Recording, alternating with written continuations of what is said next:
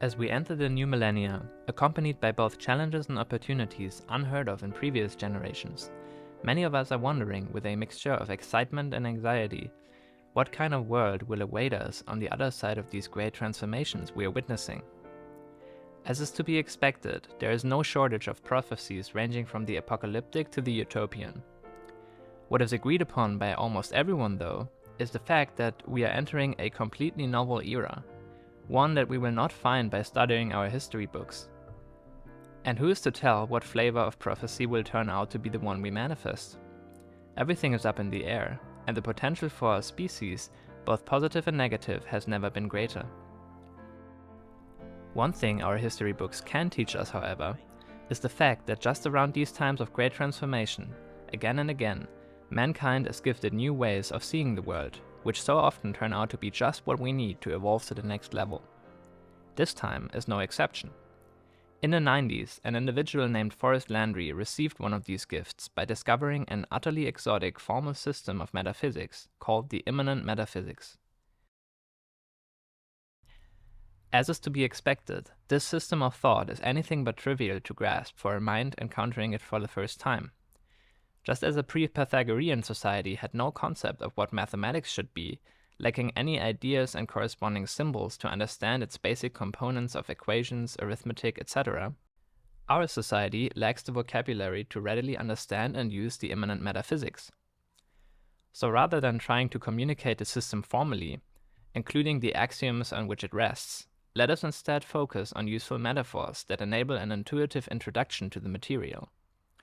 Among the most powerful of those is the strong resonance the system has with the yin and yang of Taoism.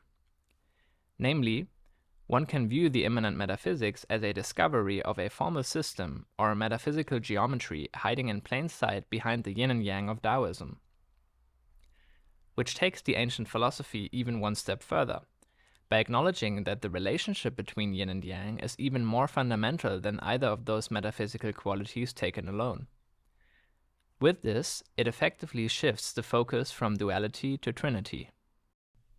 The three axioms on which it rests in turn both define and describe the relationship between these three modalities, allowing the system to be used to create formal proofs akin in rigor to mathematics.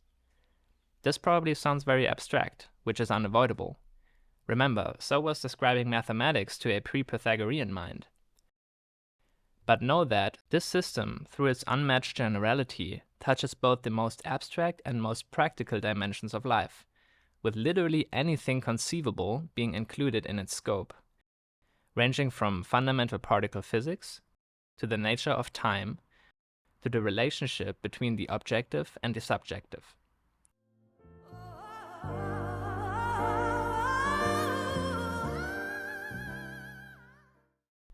When trying to condense the whole system and its implications into a single aphorism of the highest value possible to anyone not yet familiar with the material, Forrest Landry landed on the following. Love is that which enables choice. Love is always stronger than fear. Always choose on the basis of love. What can this insight and the metaphysical system on which it rests teach us about how to navigate what's to come and effectively manifest a more beautiful world? For a start, we can see that the statement implies a sort of yin-yang relationship between love and fear. Or said differently, fear and love are metaphysical conjugates. Which means that if love is that which enables choice, then fear is what undermines or consumes it. We all know this to be true intuitively from the moments we ourselves acted from a place of fear. How our behavior suddenly became very constrained and predictable, often called the fight or flight response. The reason this distinction matters is to be found in the third part of the aphorism, which says, always choose on the basis of love. The basis of choice evidently then lies in either fear or love. The profundity of this statement is hard to grasp without another insight derived from the immanent metaphysics, because the normative consciousness today assumes that choosing is an action performed by a self, which renders choice an epiphenomena of self. But the immanent metaphysics shows that the inverse is true, that it is choice which has self, which means that if the basis of choice is given by love and fear, These two energies make up the innermost nature of our being, arising prior to even the sense of self. The nature of the type of self arising from choice, then, is completely defined by which type of energy the choice is rooted in. Let's refer to this duality as domesticated and liminal mind, respectively. What's important to note is that this duality does not represent a binary choice between these types of mind, but rather should be thought of as the poles of a spectrum. The most differentiating characteristic of these types of mind lies in their relationship to story. Domesticated mind uses story as tool in the form of narrative, while liminal mind serves story as being in the form of vision. Since story mediates the relationship between potentiality and actuality, a phenomenon known as hyperstition, these types of mind will manifest two utterly different realities, one experiencing the world through cold narrative, the other through warm vision.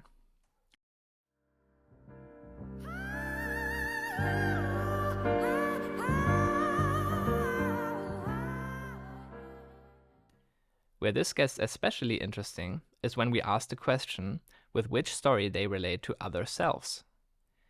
Because the story they hold about the collective they're operating in will manifest as the emergent behavior of that collective. Liminal mind, the normative state of consciousness we're all born with, perceives on the basis of love, and thus encounters the truth of an interconnected reality in which there exists nothing that separates itself from other selves. Since choice has self, this fundamentally boils down to the embodied knowing that the choice acting through it is not separate from the choice acting through others. Rather, all individual choices are orchestrated by the overarching vision around which the collective forms. On this basis, liminal collectives will self-organize into a culture or social organism that chooses as one, thus co-creating its reality.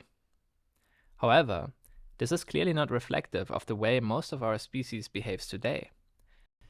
So how is this natural state transformed into the contemporary mess we find ourselves in?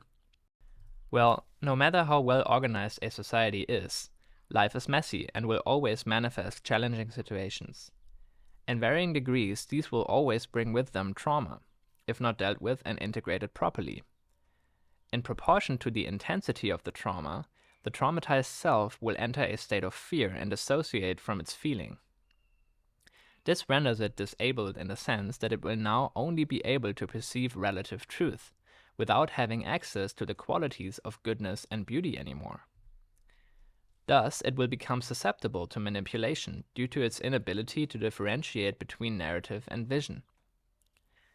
From this, it won't take long until it falls prey to a narrative, distorting its perception of and relationship to reality, thus effectively domesticating its mind. This includes its relationship to the culture it was embedded in up to this point. From this state of fear, it will then reinterpret the situation it finds itself in through the particular narrative it's fallen prey to, while at the same time projecting its state of mind onto the others. There will of course always be a multitude of different possible narratives, just as there are always a multitude of different lies one can tell about the truth. But they will all be united in one primary distortion, exploiting one primary vulnerability of domesticated mind. That is, because of its inability to feel the interconnectedness of its choices with the choices of others, the behavior of its peers will seem random to it. Because what feels like choice from the inside looks like chance from the outside. With this as an entry point, it is not hard for the narrative to introduce the next assumption, which is that reality consists of separate parts interacting, following the Newtonian principles of cause and effect.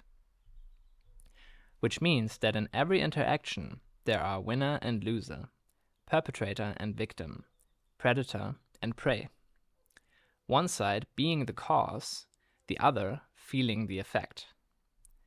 And if your feelings don't like this fact, that just identifies you as prey. The narrative will then go ahead and even prove this assumption mathematically. Since the behavior of the people involved is governed by chance, the only reasonable thing to do is to predict the probability of each possible move they could make to then react accordingly, making sure we don't end up as prey. For every player, there are apparently two possible options: cooperate or act predatory. Unfortunately, cooperating with a predator renders you prey. It thus only takes at least one person deciding to defect on the others to render all of them prey. So the only scenario where cooperation doesn't render domesticated mind as prey is the one where all others cooperate. Doing the combinatorics, we find that there are orders of magnitude more scenarios where at least one other player will act predatory, thus ruling out the option of cooperation. In light of this, it seems insane to domesticated mind to roll the dice. Worse yet, through theory of mind, it will project onto the others that they might also be doing this calculation, which means it needs to further radically discount the likelihood of them cooperating. Doing so, it finds that the probability of the collective not turning against it is close to zero, with predatory behavior being pretty much certain. Thank God it did those calculations. Without them, it would have most definitely fallen prey to all these insane people out there.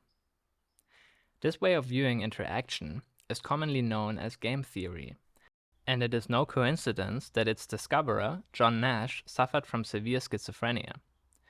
Which doesn't mean he didn't discover profound truth about the nature of reality, only that his insights are confined to this small slice of the whole that could be described as the physics of fear. Which is why the predictions of the theory again and again fail to be replicated in healthy minds like those of children.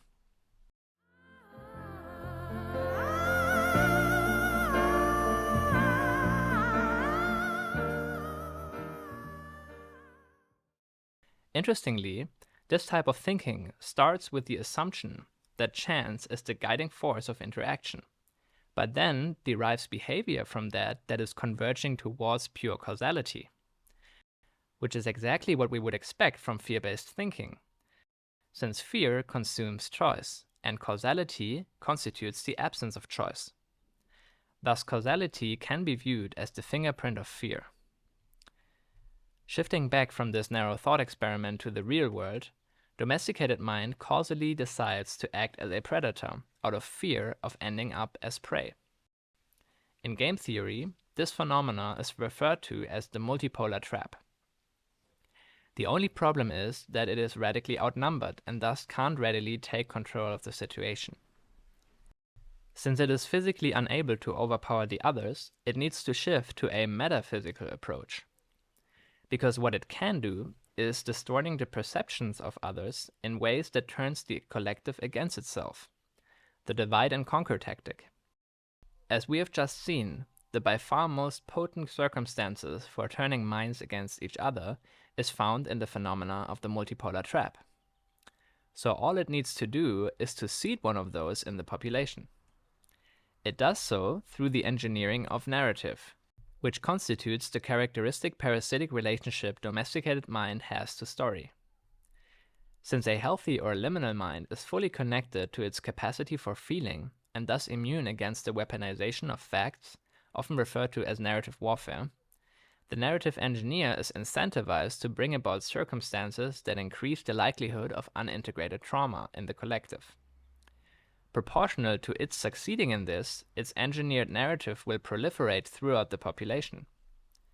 Those traumatized enough to fall prey to it will causally decide to defect on their brothers and sisters to join the hierarchy of predators. From this, they will find themselves again radically outnumbered, with narrative warfare as their seemingly only option, and the cycle continues. This constitutes the autopoiesis of the multipolar trap, which can also be viewed as the autopoiesis of trauma-based mind control. But all these are but different ways of describing the process of domestication itself. And since this process is fully autopoietic, quite literally the inmates are running the asylum.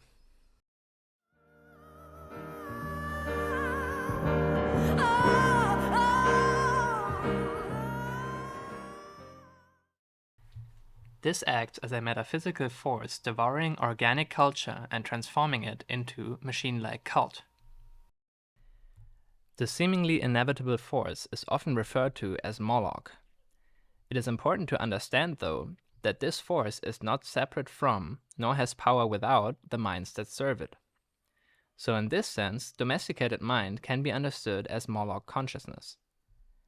Now remember that all this is how reality seems to function from the viewpoint of domesticated mind. Liminal mind, on the other hand, knows that the possibility for both culture and cult is simply coexisting in a sort of superposition in the potentiality of the situation, which then is actualized through the process of hyperstition into either of those options, with the deciding factor not being any game-theoretic analysis, but rather the free choice of which story one chooses to perceive that potentiality through. Because it is story which mediates the relationship between potentiality and actuality. Thus, vision will manifest as culture, while narrative will manifest as cult, with vision mediating a symbiotic relationship between what is and what could be, and narrative mediating a parasitic one, which at the end of the day boil down to an increase in potential, clearly reflected in the richness of culture, or a consumption of potential, characteristic of cults. There is one more important detail, though, that needs to be guaranteed in order for the seeding of a multipolar trap to be successful. That is, the authors of the narrative seeding it need to hide behind a veil of secrecy in order to create the impression that the weaponized facts in that narrative are dictated by nature, as opposed to domesticated minds equal in authority to everyone else that clearly have fear-based incentives to mislead their brothers and sisters. If they are not successful in hiding their authorship, the trap will backfire, because instead of inducing fear and division in the liminal collective, it will induce compassion and unity. Their brothers and sisters will see clearly how the only reason they could ever have for behaving this way needs to lie in the fact that they forgot their true nature, thinking they need to somehow manipulate reality in order to be safe. This understanding will naturally induce love and compassion in the liminal collective targeted, since they see what the author's actions imply about the health of their minds. So they will forgive them, for they know not what they do. This will naturally express itself as them working together to prevent their domesticated brothers and sisters from digging even deeper into that illusory hole, to then heal their minds with unconditional love and acceptance, reminding them of their true nature. This phenomena is best described as a miracle, since it constitutes a trans-rational force that restores balance by transcending purely rational game-theoretic analysis. It thus heals the wound that is Moloch, not by fearing and fighting him, but by meeting him with love and forgiveness, undoing the error in perception that gave rise to him in the first place. So in this sense, liminal mind, especially in its activated state of restoring balance, can be understood as miracle consciousness. With this, we have identified the metaphysical counterpart to Moloch. From this bigger picture, we can see that these processes give rise to each other and are thus inseparable, meaning it is neither possible nor desirable to eliminate Moloch in an absolute sense. But by perceiving the situation clearly, we now have a new level of agency in deciding where we want this balance to lie, relative to the very story we are co-creating as a species.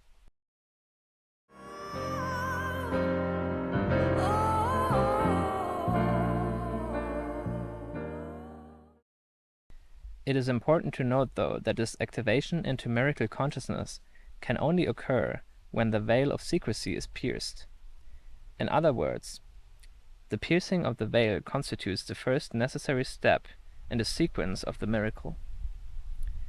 One could describe the sequence as perceiving samsara in service to expressing nirvana, a sort of species-level shadow work.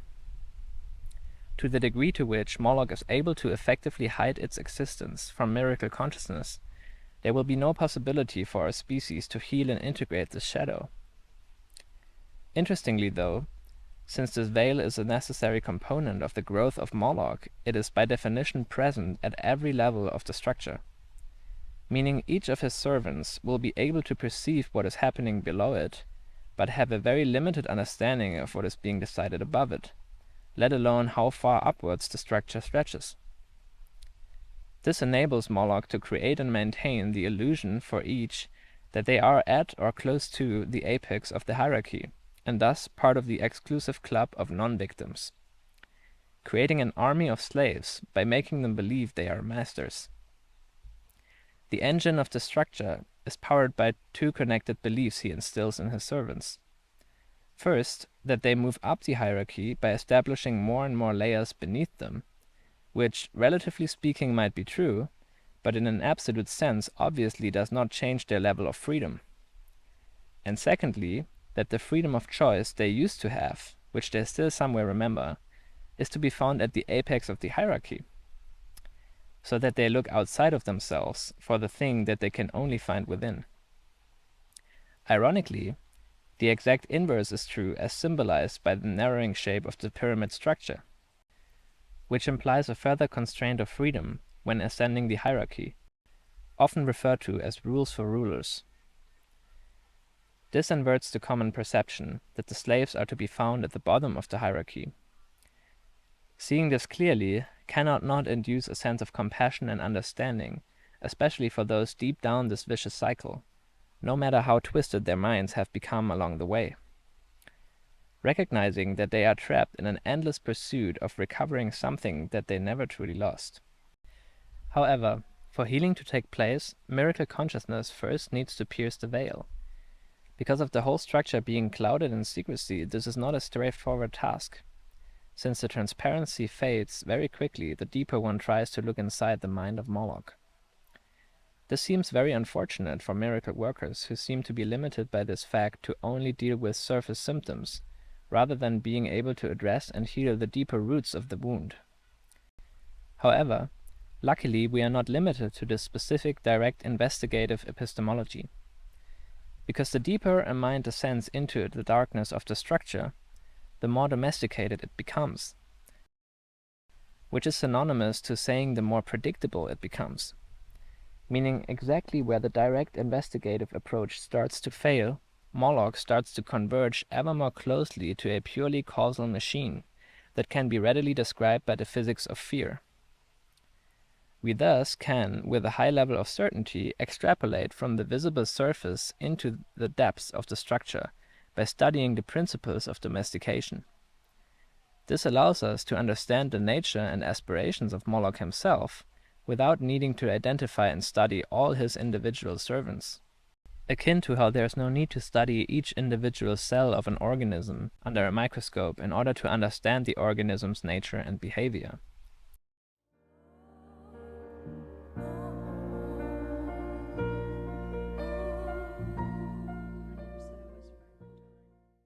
So, what is it that drives this cosmic puppet master to so relentlessly expand his empire? In order to answer this question about Moloch's nature, let us again take a closer look at the nature of the Moloch consciousness that comprises him. Remember how a domesticated mind views the world through the lens of narrative and thus perceives and creates a reality guided by causality. Due to its distorted perception, it will always choose the most likely or predictable outcome of any situation. Liminal mind, on the other hand, views the world through the lens of vision, and thus encounters a reality guided by choice. And since this choice is guided by inspiration, it will always seek the most beautiful outcome possible. This renders it inherently creative, constantly manifesting more beauty in reality, which is another way of saying it constantly increases the potential around it. However, when domesticated mind encounters this beauty, it is unable to perceive properly due to its perception being limited to relative truth. It will thus always perceive what it encounters as a finite system consisting of separate interchangeable parts that interact stochastically. Exactly how it relates to others in the context of the multipolar trap. This means, however, that the reality it creates through its perception now fulfills precisely the conditions for the laws of thermodynamics to take effect, which say that any closed system will always tend towards maximum entropy, which is another way of saying towards the least interesting state, often referred to as the heat death of the system. So, Moloch consciousness is thus bound by the laws of entropy and hence cannot not constantly consume potential, while it has lost its ability to create potential, since that requires the ability to perceive beauty. With this, we can make the very interesting observation that domesticated and liminal mind complement each other most elegantly, with the former consuming potential through entropy, and the latter creating potential through syntropy. In this sense, they can be understood as the negative and positive polarity of the field of consciousness. Since their behavior is mediated by the type of story they perceive reality through, we can say that on an even more fundamental level, narrative and vision play an analogous role, one consuming potential, the other creating it. In this way, they can be thought of as the metaphysical poles of the noosphere. From this, we can deduce most precisely why Moloch behaves the way he does. Because of forgetting how to access his innate ability for creating beauty, this poor creature is constantly running from his own heat death. So the only way he can sustain himself is by capturing the life-giving beauty of sovereign beings using the multipolar trap.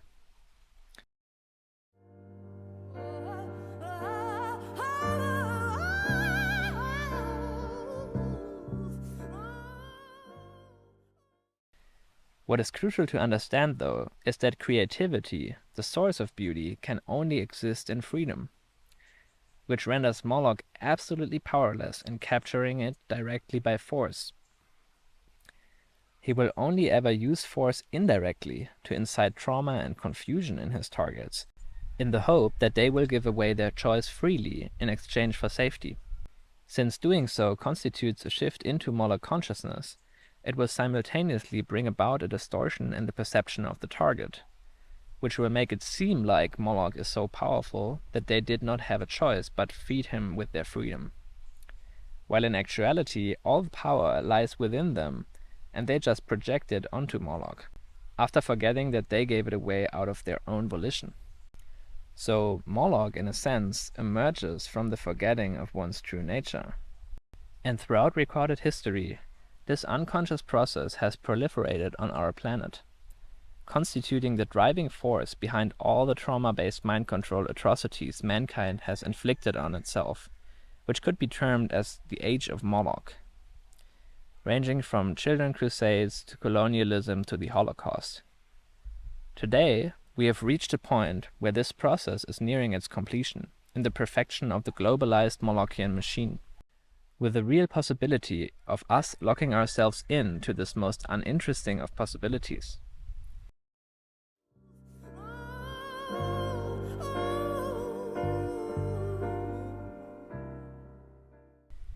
But there is another, more recent trend happening simultaneously, which is gaining more and more recognition as it grows exponentially. That is, more and more people on this planet are shifting into, or rather waking up to, miracle consciousness, a most hopeful trend often referred to as the Great Awakening. But being still relatively young compared to the reign of Moloch, this emergent consciousness finds itself in a world dominated by Molochian structures, which generates significant friction for the unfolding of this movement into its boundless potential. The most consequential of these structures is given by the communication infrastructures. This is because, as we have seen before, through hyperstitions, story mediates the relationship between potentiality and actuality, and thus literally decide what will be. Hence, the way stories flow through and thus shape the collective, herein referred to as the logos, is the defining principle for any society. And thus the structures mediating this flow are upstream of all other societal structures. Again, congruent with the immanent metaphysics, there are three distinct aspects to the logos. Stories can be transmitted directly in warm face-to-face interaction, referred to as the dialogos, or they can be infused into cold symbols, thus allowing them to be transmitted over long distances to large numbers of people, here referred to as the monologos. Lastly, there is the principle that governs who talks to whom about what, referred to as the interlogos. As revealed by the immanent metaphysics, this principle is even more fundamental than both the monologos and dialogos modalities.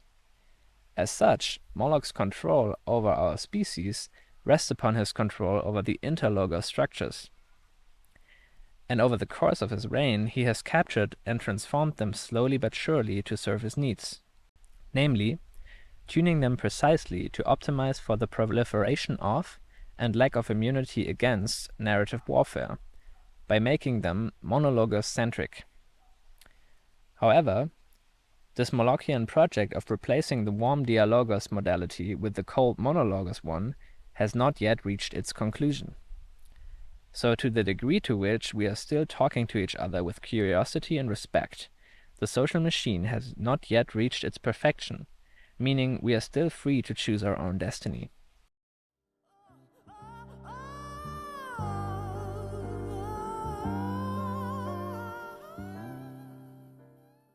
And with the significant increase in miracle consciousness in our species, we are starting to witness the exercising of that freedom more and more, in the form of societal anomalies deviating from the quote-unquote inevitable path Moloch has laid out in front of us. Among the most pertinent of those, so far, was the GameStop Miracle of late 2020. It all started, of course, in the context of a multipolar trap, known to us as the world of hedge funds, which through its fierce competition drives these entities towards more and more extreme moves in order to survive, manifesting as an unavoidable steadily increase in corruption over time. One of these very predictable moves consists of shorting a company and then, just to make sure the investment turns out profitable, buy out the media to broadcast a narrative engineered to drive down the value of the stock, which will yield a lot of reward for the predator at the cost of the prey.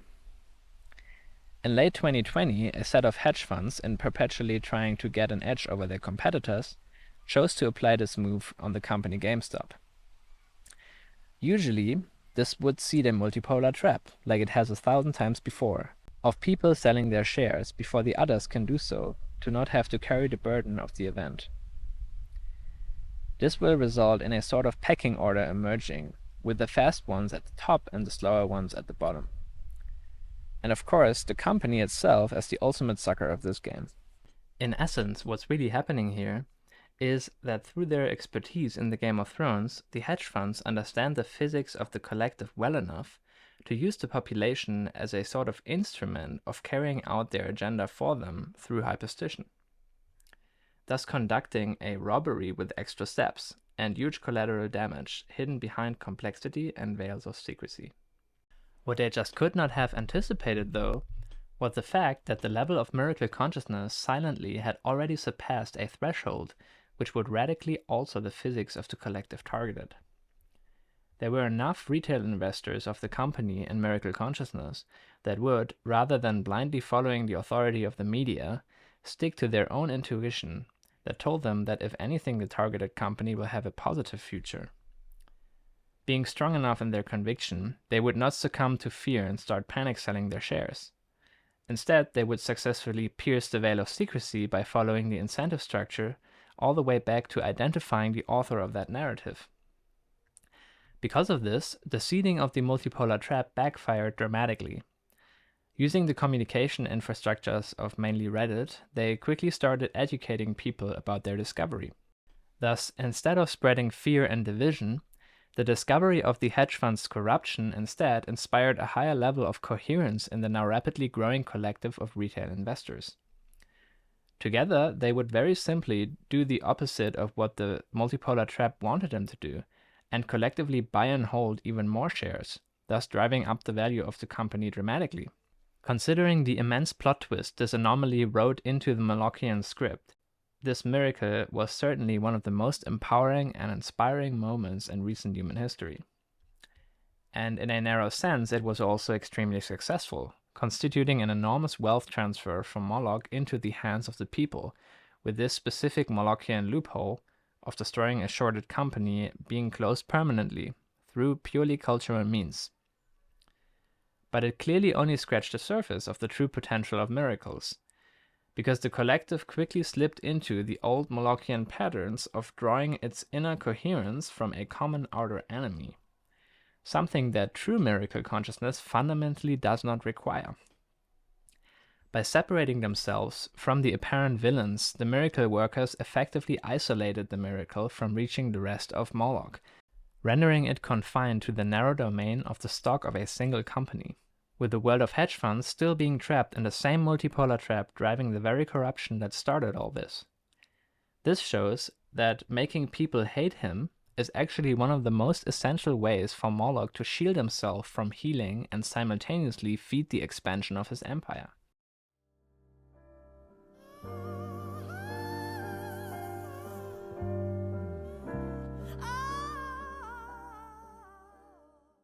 The reason for things playing out this way was the fact that the collective of miracle consciousness was limited to the menu of communication structures offered by Moloch. The options available consisted of centralized for-profit platforms with a closed-source architecture heavily biased towards the broadcast modality, which is an unavoidable side effect of them evolving in the Molochian niche of the competition-based stock market. Because the platform used, in this case Reddit, was completely public, it was more than accessible for all sorts of bad actors entering it once the miracle started taking form. And because of it being monologocentric, Moloch could easily infiltrate and manipulate the communication of the collective through bot swarms, which up to now are confined to the monologous modality. Fundamentally, we can say that the instrument was inadequate for the symphony that was sought to be performed on it, since it was in subtle ways built around the principles of the negative polarity, and thus out of tune with miracle consciousness. This begs the question of how an instrument might look like that is built around the principles of the positive polarity, and thus in resonance with miracle consciousness. Finding the answer to this question is anything but trivial, since the polarities of consciousness are fundamentally asymmetric, meaning one can't just simply put a minus sign in front of one to obtain the other. In order to pull this off, we need to completely rethink the nature of our relationship to story from the ground up. How our capacity for communication and coordination arises from us entering into a metaphysical symbiosis with these beings. Project Liminality was conceived from this place, and thus constitutes an answer to this question. Let's take another look at how the GameStop Miracle might have played out if performed on this instrument finely tuned to perform the music of miracles. To start, Project Liminality is dialogocentric, and therefore inaccessible to monologos-based bots, already constituting a huge affordance in terms of reducing the noise in the system. But the real magic is revealed only when we focus on the very essence of what makes this instrument so powerful.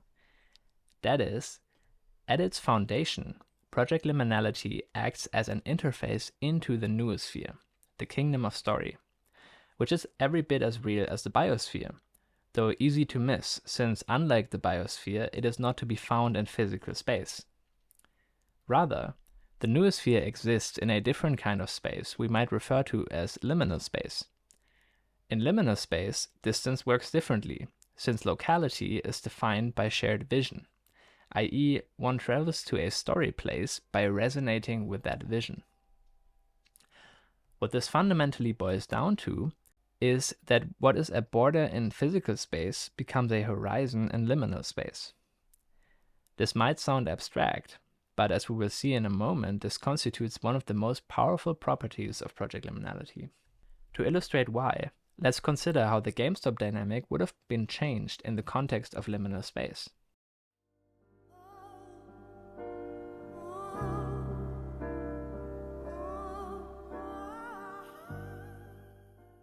Because one of the most fundamental problems faced by this movement was the fact that the place in which the culture was organizing around that vision was entirely public. This made it possible for hostile narratives to find and invade that place. In the old paradigm, the only way to shield against these hostile forces would be to erect a border around the vision, effectively turning it into a private space guarded by gatekeeping. However, this always constitutes a double-edged sword, since it cannot not tremendously undermine the ability for the movement to scale and reach the critical mass needed for the miracle to take effect. Which is why the GameStop culture did not choose to go this route. If we now switch to liminal space, however, this trade-off miraculously vanishes. Because what were borders before turn into horizons, meaning suddenly these hostile narratives would not have even be able to perceive the existence of the vision they were trying to distort. So the need to shield against bad actors with protective borders would be replaced by an unsurmountable distance between stories that are out of resonance.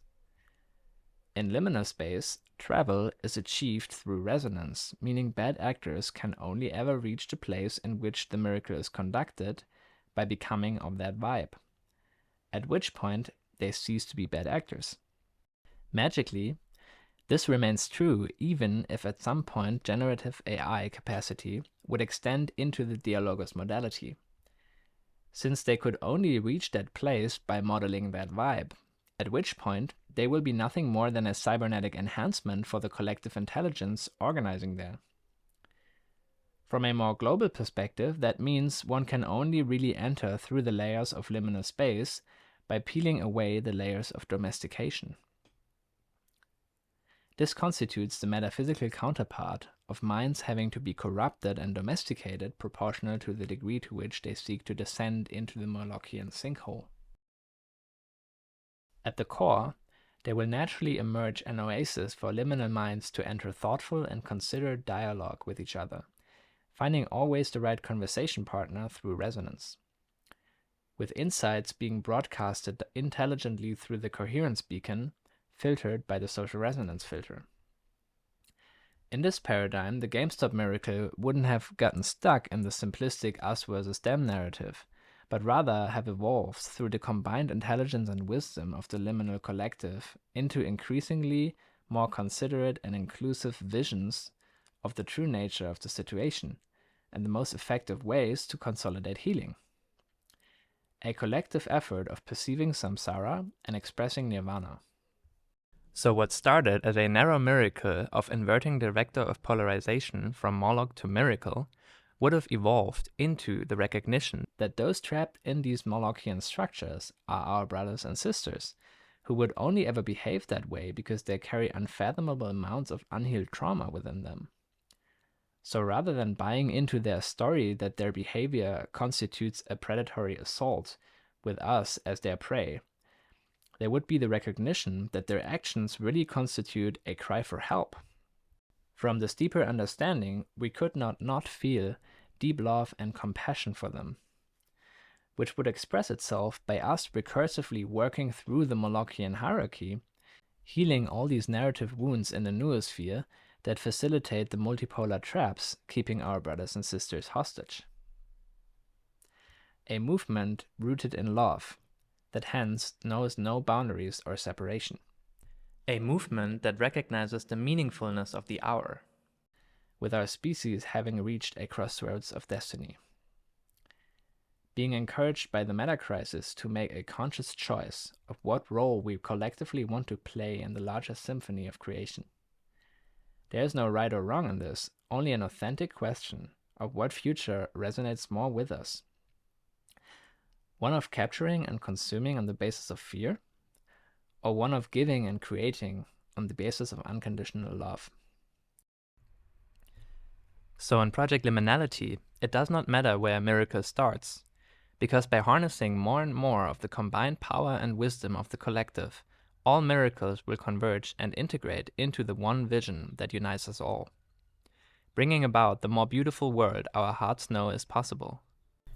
A world in which all of us, without exception, have space to follow their highest joy and excitement, living the most beautiful story they could ever imagine. And since this world is one where all of us have a home, it can only be written by all of us together. With this understanding, this moment of great transformation we find ourselves in can be recognized clearly as the archetypal forces of love and fear standing face to face with each other. Ultimately, it will be the polarity which has more integrity in abiding by its own principles that will decide the path forward. The future is nothing but potential. It is entirely up to us what story we choose to actualize.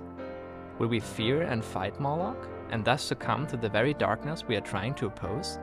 Or will we instead meet him with love and forgiveness, and thus usher in the Age of Miracles?